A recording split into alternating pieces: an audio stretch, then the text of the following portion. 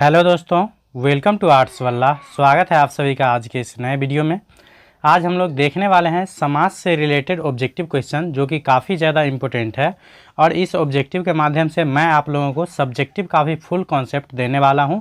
सिर्फ आप लोगों को वीडियो को अंत तक देखना है, ये मेरा गारंटी रहेगा। जो वीडियो को अगर आप लोग अंत तक देख लेते हैं तो समाज से रिलेटेड एक भी डाउट आपके मन में नहीं रहेगा, और जहाँ से भी आप ऑब्जेक्टिव प्रैक्टिस करना चाहेंगे आपसे एक भी क्वेश्चन मिस नहीं होगा। अगर वीडियो को अंत तक देखिए, उसके बाद मुझे कमेंट में बताइए जो क्या आप लोगों को समझ में आया या नहीं। अगर फिर भी कोई डाउट रहता है तो निश्चित रूप से कमेंट किया कीजिए, 100% उसका सोल्यूशन किया जाएगा। तो चलिए हम शुरू करते हैं। तो देखिए, पहला क्वेश्चन हमारा है, जो इनमें कौन सा तत्पुरुष समास है। तो तत्पुरुष समास किसको बोलते हैं? तो जिसमें कारक चिन्ह का लोप हो जाता है। मेन समझिएगा तो इसमें बोला जाता है जो उत्तर पद प्रधान होता है, लेकिन ये सब बात समझ में नहीं आएगा। सिंपल आप लोगों को याद रखना है, जो तत्पुरुष समास में क्या होता है, तो कारक चिन्ह जो होता है उसका लोप हो जाता है। तो देखिए, इसमें क्या है, आशातीत। आशातीत का मतलब होता है आशा से अतीत, आशा से अतीत। तो इसमें से का क्या हो गया, लोप हो गया है। से है कारक चिन्ह, इसलिए आशातीत जो हो जाएगा ये हो जाएगा तत्पुरुष समास। तो ऑप्शन नंबर बी इसका करेक्ट आंसर हो जाएगा। इसी प्रकार से मैं आप लोगों को समास के जो 6 भेद होते हैं उस सभी के बारे में बारी बारी से कंप्लीट जानकारी देने वाला हूं। सिर्फ आप लोग वीडियो को अंत तक देख लीजिएगा। उसके बाद दूसरा क्वेश्चन हमारा है, जो किस समास में दोनों पद प्रधान होते हैं। तो याद रखिएगा, दोनों पद किस में प्रधान होता है, तो इसको बोलते हैं द्वंद्व समास। तो ऑप्शन नंबर सी इसका करेक्ट आंसर हो जाएगा। जैसे होता है माता पिता, भाई बहन, दाल भात, ये सभी क्या होता है, तो ये सभी होता है द्वंद्व समास के उदाहरण। उसके बाद नेक्स्ट हमारा दूसरा क्वेश्चन है, दूसरा के बाद तीसरा, जो पंचानन में कौन सा समास है। तो पंचानन का मतलब क्या होता है, जो पंच है आनंद जिसके, और पंच का मतलब होता है 5। तो 5 है आनंद जिसके, अर्थात 5 मुख है। तो 5 मुख वाला होता है शिव जी, ठीक है। तो जिसका समस्त पद मिल करके एक नए पद का बोध कराता है, तो उसको बोलते हैं हम लोग बहुव्रीहि समास। तो इस प्रकार से पंचानन क्या हो जाएगा, तो ये हो जाएगा बहुव्रीहि समास। तो ऑप्शन नंबर बी इसका करेक्ट आंसर हो जाएगा। अगर बहुव्रीहि नहीं दिया रहता तो यहाँ पंच का मतलब होता है 5, तो इसको संख्यावाचक बोल सकते थे, तो वहाँ हो जाता द्विगु समास। लेकिन बहुव्रीहि जब है तो उसको बहुव्रीहि समझेंगे। उसके बाद नेक्स्ट क्वेश्चन हमारा है 4 नंबर। बोला जा रहा है, जिस समास में प्रथम पद संख्यावाची तथा अंतिम पद संज्ञा हो। जिस समास में क्या हो, पहला पद संख्यावाची और दूसरा पद मतलब अंतिम पद क्या हो, संज्ञा हो, तो वह कहलाता है। तो वह कौन सा समास कहलाता है, तो याद रखिएगा, जिस समास का पहला पद संख्यावाचक हो, सिंपली उसको बोलते हैं द्विगु समास। द्वि मतलब क्या होता है, दो। दो एक क्या है, संख्या है। तो समझ लीजिएगा, जिस समास का पहला पद संख्यावाचक हो उसको बोलते हैं द्विगु समास। तो इस प्रकार से 4 का हमारा आंसर हो जाएगा ऑप्शन नंबर सी, द्विगु। आप लोग निश्चित रूप से याद रखिएगा। उसके बाद नेक्स्ट हमारा क्वेश्चन है 5 नंबर, जो गंगाजल शब्द में कौन सा समास है। तो देखिए, गंगाजल मतलब क्या होता है, गंगा का जल। क्या होता है, गंगा का जल। तो इसमें क्या है, का लोप हो गया है। तो का क्या है, कारक चिन्ह है। तो अभी जस्ट मैंने बताया है, जो जिसमें कारक चिन्ह का लोप हो जाता है उसको बोलते हैं तत्पुरुष समास। तो ये हो जाएगा हमारा ऑप्शन नंबर ए करेक्ट हो जाएगा। उसके बाद नेक्स्ट हमारा क्वेश्चन है 6 नंबर। बोल रहा है, महाजन शब्द में कौन सा समास है। तो महाजन शब्द का अर्थ होता है महान है जो जन। क्या होता है, महान है जो जन। तो इसमें क्या हो रहा है, तुलना हो रहा है। महान मतलब क्या होता है, इसमें याद रखिएगा, जो पहला पद जिसका क्या हो, विशेषण हो। पहला पद क्या हो, विशेषण हो, और दूसरा विशेष से हो, तो इसको हम लोग बोलते हैं कर्मधारय समास। आप लोगों को कन्फ्यूजन होगा तो सिर्फ तत्पुरुष और कर्मधारय में। तो सिंपली दोनों में क्या याद रखना है, जो तत्पुरुष में क्या होता है, तो कारक चिन्ह का लोप हो जाता है। तत्पुरुष में क्या होता है, कारक चिन्ह का लोप हो जाता है। और कर्मधारय में क्या होता है, तो इसमें पहला पद विशेषण रहता है। विशेषण भी नहीं याद रहे तो इसमें समझिएगा सेम तुलनात्मक रूप से रहेगा। महान है जो आत्मा, उसको बोलते हैं महात्मा। महान है जो जन, अर्थात महाजन। जैसे होता है चरण कमल, तो जिसका चरण है कमल के समान। तो ये सभी होता है कर्मधारय के समास। तो चलते हैं महाजन के हम ऑप्शन की ओर। तो देखिए, महाजन में कौन सा समास हो जाएगा, ये हो जाएगा कर्मधारय समास। तो ऑप्शन नंबर ए इसका करेक्ट आंसर हो जाएगा। याद रखिएगा, सिर्फ कन्फ्यूजन आप लोगों को तत्पुरुष और कर्मधारय में होगा। तो तत्पुरुष में सिंपल याद रखना है, उसमें कारक चिन्ह का लोप हो जाता है, बाकी एक कर्मधारय समास वैसे भी आप लगा सकते हैं।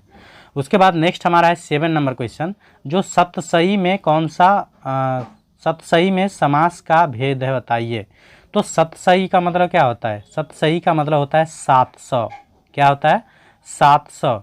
तो इसका भी पहला पद क्या है? संख्यावाचक है। तो जिस समास का पहला पद संख्यावाचक हो उसको बोलते हैं द्विगु समास। तो ऑप्शन नंबर बी इसका करेक्ट आंसर हो जाएगा। याद रखिएगा, मैं समझा रहा हूँ, इसके चलते वीडियो थोड़ा लेंदी हो सकता है, तो इसको आप लोग अंत तक ज़रूर देख लीजिएगा।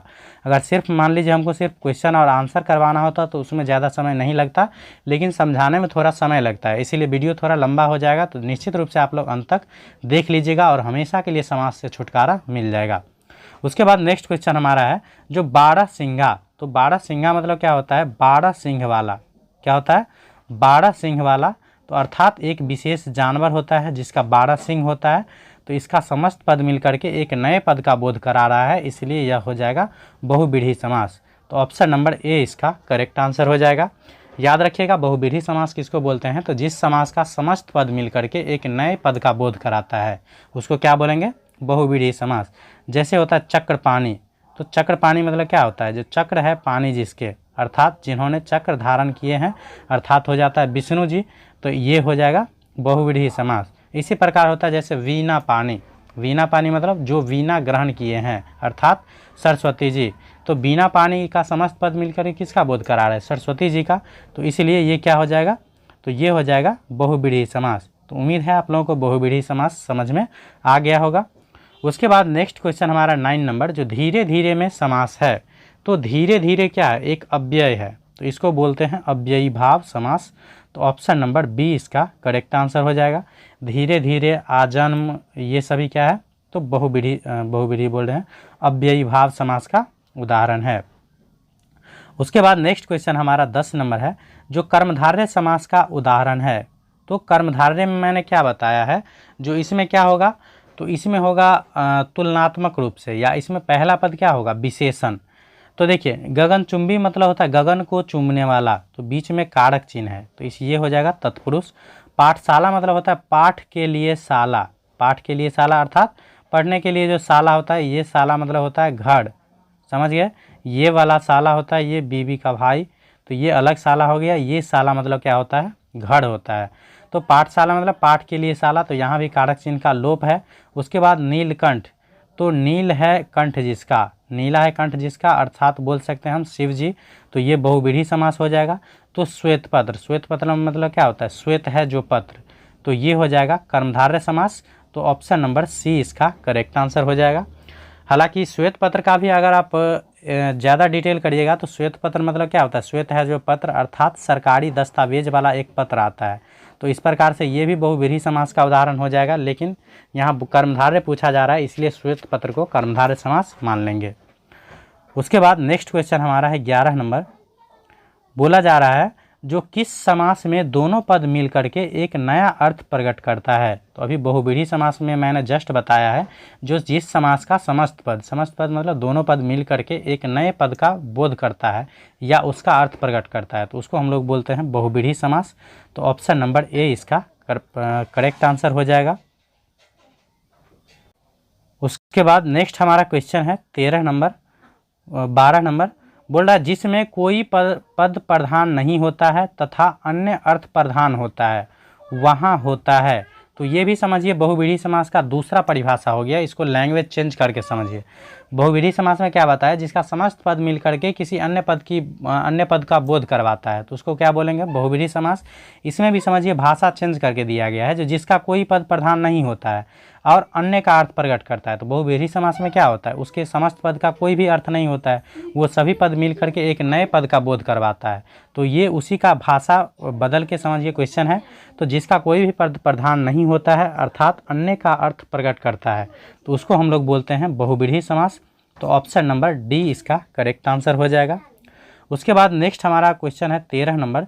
जो गौशाला में कौन सा समास है? तो गौशाला मतलब क्या होता है? गौ के लिए जो शाला है, गौ के लिए शाला, तो इसमें क्या है? लिए के लिए, ये हो गया कारक चिन्ह। तो जिसमें कारक चिन्ह का लोप होता है उसको हम लोग बोलते हैं तत्पुरुष समास। तो इस प्रकार से ऑप्शन नंबर सी इसका करेक्ट आंसर हो जाएगा। उसके बाद नेक्स्ट क्वेश्चन हमारा है 14 का, जो गंगा तट पर कुछ लोग भजन कर रहे थे, गंगा तट पर कुछ लोग भजन कर रहे थे, रेखांकित शब्द में कौन सा समास है? तो रेखांकित शब्द यहाँ है गंगा तट, इसमें कौन सा समास है? तो गंगा तट मतलब क्या हो गया, गंगा का तट। तो यहाँ भी का क्या है, कारक चिन्ह का लोप हो जा रहा है, इसलिए ये भी क्या हो जाएगा, तो तत्पुरुष समास। तो ऑप्शन नंबर बी इसका करेक्ट आंसर हो जाएगा। समझ गए होंगे जो तत्पुरुष समास किसको बोलते हैं, तो जिसमें कारक चिन्ह का लोप हो जाता है। सिंपल याद रखिए, उत्तर पद और प्रथम पद प्रधान होता है, इसमें आप कन्फ्यूजन में पड़ जाइएगा। सिंपली याद रखना है, जिसमें कारक चिन्ह का लोप हो जाता है उसको बोलते हैं तत्पुरुष समास। बस आपका क्वेश्चन सॉल्व। उसके बाद नेक्स्ट क्वेश्चन हमारा है 15 का, जो जलधि में कौन सा समास है? तो जलधि में कौन सा समास होगा? तो जलधि में होता है अर्थात जल का ग्रहण करने वाला या जल धारण करने वाला। तो इस प्रकार से ये भी मतलब बहुव्रीहि समास का उदाहरण होता है, लेकिन यहाँ बहुव्रीहि समास ऑप्शन में चूँकि नहीं है, इसलिए आप लोगों को इसमें लगाना है जो 15 नंबर का क्या हो जाएगा आंसर। तो इसको हम मान सकते हैं, तत्काल मान लीजिएगा, तत्पुरुष समास। तो ऑप्शन नंबर बी इसका करेक्ट आंसर हो जाएगा। हालांकि आप लोगों के हिसाब से कौन सा आंसर होगा ये मुझे कमेंट बॉक्स में बताइएगा। उसके बाद नेक्स्ट क्वेश्चन हमारा है 16 का, बोला जा रहा है पुजारी भगवान पीताम्बर की पूजा कर रहे हैं, यहाँ पीताम्बर में कौन सा समास है? तो पीताम्बर का मतलब होता है पित्त है जो अंबर, अर्थात श्री कृष्ण जी। तो जिसका समस्त पद मिलकर के एक अन्य पद का बोध कराता है उसको बोलते हैं बहुव्रीहि समास। तो ऑप्शन नंबर बी इसका करेक्ट आंसर हो जाएगा। उसके बाद नेक्स्ट हमारा क्वेश्चन है 17 का बोला जा रहा है, जो योगदान में कौन सा समास है? योगदान मतलब होता है योग में दान देना, मतलब कुल में कुछ दान देना। तो ये हो जाएगा कर्मधारय समास। तो ऑप्शन नंबर बी इसका करेक्ट आंसर हो जाएगा। उसके बाद नेक्स्ट क्वेश्चन हमारा है 18 का, जो विशेषण और विशेष्य के योग में कौन सा समास होता है? तो विशेषण और विशेष्य में, तो कर्मधारय में मैंने क्या बताया है, तत्पुरुष में बताया था, जो जिसमें क्या होता है, तो जिसमें कारक चिन्ह का लोप हो जाता है तो वो होता है तत्पुरुष। द्विगु में क्या होता है, तो पहला पद संख्यावाचक होता है। द्वंद्व में क्या होता है, तो इसमें दोनों पद की प्रधानता होती है। और कर्मधारय में क्या होता है, तो याद रखिएगा पहला पद इसमें विशेषण होता है और दूसरा पद विशेष्य होता है। तो विशेषण और विशेष्य के योग से जो बनता है उसको बोलते हैं हम कर्मधारय समास। तो ऑप्शन नंबर सी इसका करेक्ट आंसर हो जाएगा। उसके बाद नेक्स्ट हमारा 19 नंबर, जो देव जो महान है, तो जो देव महान है अर्थात महादेव बोल सकते हैं। तो जो देव महान है उसमें कौन सा समास होगा? तो इसमें होता है कर्मधारय समास, क्योंकि ये महान क्या है, एक विशेषण है। तो ऑप्शन नंबर ए इसका करेक्ट आंसर हो जाएगा। उसके बाद नेक्स्ट हमारा क्वेश्चन है 20 नंबर, जो हमें यथाशक्ति दान करना चाहिए, रेखांकित शब्दों में समास को पहचानिए। तो यथाशक्ति, यथासंभव, ये सभी क्या है, आजन्म, धीरे धीरे, ये सभी क्या है, अव्यय है। इसमें पहला पद क्या होता है, अव्यय। यथाशक्ति मतलब शक्ति के अनुसार। तो ये हो गया पहला पद इसमें अव्यय, इसलिए ये हो जाएगा अव्ययी भाव समास।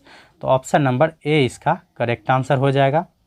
उसके बाद नेक्स्ट हमारा है 21 का, जो परमानंद में कौन सा समास है? परमानंद में मतलब क्या होता है, परम है जो आनंद, क्या है, परम है जो आनंद। तो इसका जो करेक्ट आंसर हो जाएगा ये हो जाएगा कर्मधारय समास। तो ऑप्शन नंबर बी इसका करेक्ट आंसर हो जाएगा। उसके बाद नेक्स्ट क्वेश्चन हमारा है 22 का, बोला जा रहा है मैं श्री रामचंद्र जी के चरण कमल की वंदना करती हूँ, रेखांकित शब्द में किस समास का उदाहरण है? तो चरण कमल का मतलब क्या होता है, जो जिसका चरण है कमल के समान। तो इसमें भी क्या हो रहा है, तुलना हो रहा है, या बोल सकते हैं एक विशेष से विशेषण का बोध हो रहा है। तो इसको हम लोग बोलते हैं कर्मधारय समास। तो ऑप्शन नंबर ए इसका करेक्ट आंसर हो जाएगा। उसके बाद नेक्स्ट हमारा 23 नंबर क्वेश्चन है, जो निम्नलिखित में कौन सा समास नहीं है? तो इसका चलते हम लोग ऑप्शन की ओर, जो कौन सा समास नहीं है। तो देखिए 23 वाला में क्या था क्वेश्चन, जो कौन समास नहीं है? तो समास के 6 भेद होते हैं, तत्पुरुष समास, कर्मधारय, द्वंद्व, द्विगु, अव्ययी भाव और बहुव्रीहि। तो यहाँ देखिए अव्ययी भाव ये समास है, द्वंद्व समास ये है, बहुव्रीहि समास होता है, कर्म कारक, तो इसमें कारक दिया गया है तो ये समास नहीं होगा। तो क्वेश्चन हमारा यही था जो कौन सा समास नहीं है, तो ऑप्शन नंबर बी इसका करेक्ट आंसर हो जाएगा। उसके बाद नेक्स्ट क्वेश्चन हमारा है 24 का, जो चरण कमल में कौन सा समास है। तो अभी जस्ट मैंने देखा है जो चरण कमल का मतलब क्या होता है, जो जिसका चरण हो कमल के समान, तो अर्थात ये हो जाएगा कर्मधारय समास। तो ऑप्शन नंबर ए इसका करेक्ट आंसर हो जाएगा। उसके बाद नेक्स्ट हमारा क्वेश्चन है 25 का, जो किस समास में दोनों पद प्रधान होते हैं। तो जिस समास में दोनों पद प्रधान होते हैं तो उसको बोलते हैं द्वंद्व समास। द्वंद्व मतलब क्या होता है, दोनों। तो ऑप्शन नंबर सी इसका करेक्ट आंसर हो जाएगा। और एक बात याद रखिएगा, द्वंद्व समास में क्या होता है, तो बीच में ये योजक चिन्ह रहता है, अर्थात डाइस टाइप का जो होता है ये योजक चिन्ह रहेगा, और इसमें दोनों शब्द एक दूसरे के विलोम रहता है। जैसे होगा भाई बहन, क्या होगा, भाई बहन। जैसे होता है दिन रात, क्या होता है, दिन रात। उसके बाद माता पिता, क्या होता है, माता पिता।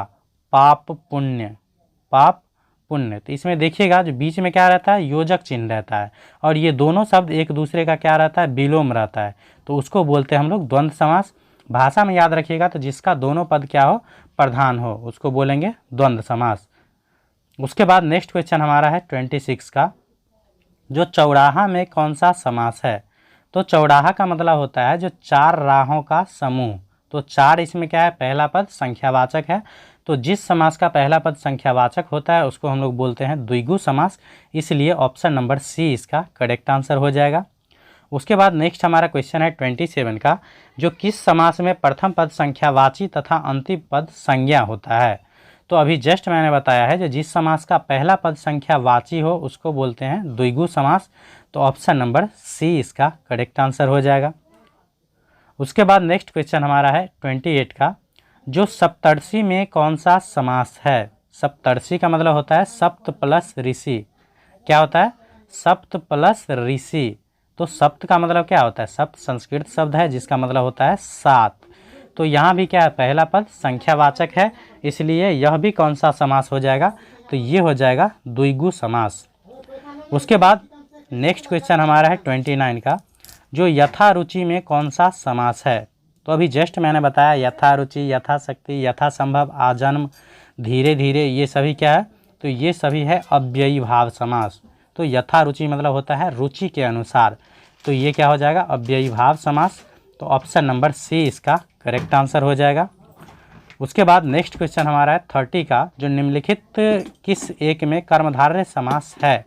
तो कर्मधारय समास में क्या होता है, तो जिसमें क्या बोले हैं, जो पहला पद विशेषण होता है और दूसरा क्या होता है, तो विशेष्य होता है। अधमरा, अधमरा मतलब क्या होता है, तो आधा है जो मरा, मतलब जो आधा मरा है, तो यही क्या हो जाएगा, कर्मधारय। तो ऑप्शन नंबर ए इसका करेक्ट आंसर हो जाएगा। और बाकी तीनों में आप लोग गौर कीजिएगा, तो देखिए भला बुरा, तो भला बुरा क्या है, भला का उल्टा है बुरा, तो ये क्या हो जाएगा, द्वंद्व हो जाएगा। यहाँ है ऊंच नीच, ऊंच का विलोम क्या होगा, नीच, तो यहाँ भी क्या हो जाएगा, द्वंद्व। यहाँ जैसे है दिया बत्ती, तो दिया का उल्टा होता है बत्ती, तो ये भी क्या हो जाएगा, द्वंद्व समास। तो इस प्रकार से आप लोग ऑप्शन से भी छांट के बना सकते हैं। उसके बाद नेक्स्ट क्वेश्चन हमारा है 31 का, बोला जा रहा है वज्रपाणी शब्द में कौन सा समास है। तो वज्रपाणी मतलब क्या है, जो अर्थात जो वज्र ग्रहण किए हैं। एक होता है देखिए पानी ये वाला, तो ये पानी का मतलब होता है पीने वाला पानी, और एक होता है ये वाला पानी, इस पानी का मतलब होता है जो ग्रहण करना। तो वज्र पानी का मतलब क्या होता है, तो अर्थात जो वज्र ग्रहण किए हुए हैं। तो इसमें कौन सा समास है। तो चलिए 31 नंबर का क्वेश्चन का आंसर आप लोग कमेंट बॉक्स में बताइएगा, ताकि मुझे भी पता चले कि आप लोगों को समझ में आ रहा है या नहीं। अगर इतना तक देखें हैं तो मुझे तो लगता है निश्चित रूप से आप लोगों को समझ में आ गया होगा, तो मैं यही उम्मीद करता हूं आप लोगों से। तो फिर भी आप लोग कमेंट में ज़रूर बताया कीजिए। कमेंट में जब आप लोग बताते हैं तो मुझे संतुष्टि मिलता है, जो मैंने जो बताया वो आखिर किसी को समझ में तो आया, जिससे मुझे बहुत ज़्यादा खुशी मिलती है। तो 31 का जवाब आप लोग कमेंट बॉक्स में बताइएगा। चलते हैं हम लोग नेक्स्ट क्वेश्चन की ओर। नेक्स्ट क्वेश्चन हमारा है 32, जो गुरुदेव में कौन सा समास है। तो गुरु के समान जो देव है, अर्थात इसमें भी क्या हो रहा है, जो विशेषण बताया जा रहा है, जो गुरु के समान जो देव है, तो इसमें भी क्या हो जाएगा, कर्मधारय समास। तो ऑप्शन नंबर डी इसका करेक्ट आंसर हो जाएगा। मान लीजिए कर्मधारय आपको नहीं पता है तो आप कैसे बनाइएगा। तो देखिए तत्पुरुष में मैंने बताया है कारक चिन्ह, तो इसमें गुरुदेव, तो गुरु का देव तो हो नहीं सकता, कारक चिन्ह इसमें है नहीं, तो ये नहीं होगा। बहुव्रीहि में क्या बताया है, तो जिसका समस्त पद मिलकर के एक नए पद का बोध करा रहा है, तो गुरुदेव का कुछ अर्थ विशेष होता नहीं है, तो इसलिए बहुव्रीहि नहीं होगा। अव्ययी भाव समास में मैंने क्या बताया, जो पहला पद अव्यय होता है, जैसे आजन्म, प्रतिदिन, यथाशक्ति, यथासंभव, तो ये अव्ययी भाव भी समास नहीं है। तो इस प्रकार से कर्मधारय में आप टिक लगा सकते हैं। उसके बाद नेक्स्ट क्वेश्चन हमारा है 33 का, जो पंचवटी शब्द में कौन सा समास है। तो पंचवटी का मतलब होता है, तो पंचवट, वट मतलब होता है रास्ता, वट मतलब क्या होता है, रास्ता। तो पंच का मतलब क्या होता है, पाँच, तो जहाँ 5 राहों का जो समूह रहता है उसको बोलते हैं पंचवटी। तो इसका भी जवाब आप लोग मुझे कमेंट में बताइएगा, जो पंचवटी में कौन सा समास है। उसके बाद चलते हैं नेक्स्ट 34 की ओर, जो सुनीता के बच्चे घास फूस की तरह बढ़ रहे हैं। सुनीता के बच्चे घास फूस की तरह बढ़ रहे हैं, उपर्युक्त शब्द में घास फूस शब्द में कौन सा समास है। तो 2-3 क्वेश्चन तो आप लोगों को मुझे देना चाहिए, जिसका जवाब आप लोग कमेंट बॉक्स में दीजिएगा, ताकि मुझे भी पता चले आप लोग समझ में आया कि नहीं आया। तो घास फूस में कौन सा समास होगा, तो चलिए ये भी मैं आप लोगों को कमेंट बॉक्स में जवाब के लिए छोड़ देता हूं। तो मैंने टोटल 3 क्वेश्चन आप लोगों को कमेंट में जवाब देने के लिए छोड़ दिए हैं। तो अगर पता होगा तो निश्चित रूप से कमेंट में बताया कीजिए, ताकि मुझे भी कुछ पता चले जो मैंने आप लोगों को बताया उसमें से आप लोगों को कितना समझ में आया। उसके बाद नेक्स्ट हमारा 35 का और आज का लास्ट क्वेश्चन, जो निम्नलिखित में से कौन सा शब्द बहुव्रीहि समास का उदाहरण है। तो बहुव्रीहि समास में क्या बताया है, जिसमें समस्त पद मिल करके एक नए पद का बोध कराता है, उसको हम लोग क्या बोलते हैं, बहुव्रीहि समास। तो यथाक्रम, तो यथाक्रम में क्या होता है, यथा मतलब शक्ति के अनुसार क्रम, यथाशक्ति मतलब क्रम के अनुसार, सॉरी, यथाक्रम मतलब क्रम के अनुसार। तो ये तो क्या हो जाएगा, अव्ययी भाव समास। हथकड़ी मतलब क्या होता है, हाथ के लिए जो कड़ी होता है, तो ये कड़ी मतलब के लिए क्या है, इसमें कारक है, तो ये तो हो जाएगा तत्पुरुष समास। हंसमुख भी नहीं होगा। शूल पानी क्या हो जाएगा, शूल है पानी जिसके, शूल मतलब क्या होता है, जिसका, तो ये हो जाएगा बहुव्रीहि समास। शूल का मतलब होता है एक नुकीला पदार्थ, अर्थात शंकर जी होता है शायद, तो इसमें क्या हो जाएगा, शूल पानी हो जाएगा बहुव्रीहि समास। तो ऑप्शन नंबर ए इसका करेक्ट आंसर हो जाएगा। तो इस प्रकार से मैंने आज आप लोगों को समास के बारे में कंप्लीट जानकारी देने का प्रयास किया हूं। उम्मीद करता हूं आप लोगों को समास काफ़ी अच्छे से समझ में आ गया होगा, और जीवन में कभी भी समास से रिलेटेड कोई भी क्वेश्चन में डॉट नहीं रहेगा। तो इसके अलावा भी अगर कोई भी डॉट आप लोगों के मन में रहता है तो कमेंट बॉक्स में निश्चित रूप से बताया कीजिए। बाकी वीडियो पसंद आए तो लाइक करने में कंजूसी मत किया कीजिए, और अपने परिवार को आगे बढ़ाने के लिए दोस्तों के साथ शेयर ज़रूर कर दीजिए कीजिए। और वीडियो पसंद आए तो एक प्यारा सा कमेंट ज़रूर किया कीजिए। Thank you for watching.